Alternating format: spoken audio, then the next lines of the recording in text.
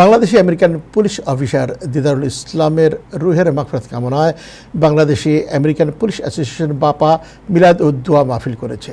গত 8ই আগস্ট সন্ধ্যায় ব্রঞ্জের park station জামে মসজিদে এই মাহফিলের আয়োজন করা হয়।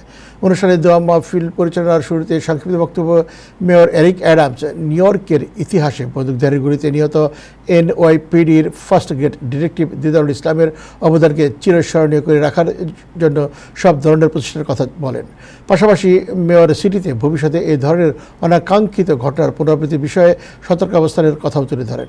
মেয়রের বক্তব্যের পরে নিউ ইয়র্ক সিটির বিভিন্ন পর্যায়ের পুলিশ সদস্যবৃন্দ আবেগ আপ্লুত বক্তব্য রাখেন। তারা বলেন, দিদারুল ইসলামের পরিবারের পাশে নিউ ইয়র্ক সিটির 50,000 পুলিশ সদস্য থাকবে। পরে দোয়া মোনাজাত শেষে তবারক বিতরণ করা হয়।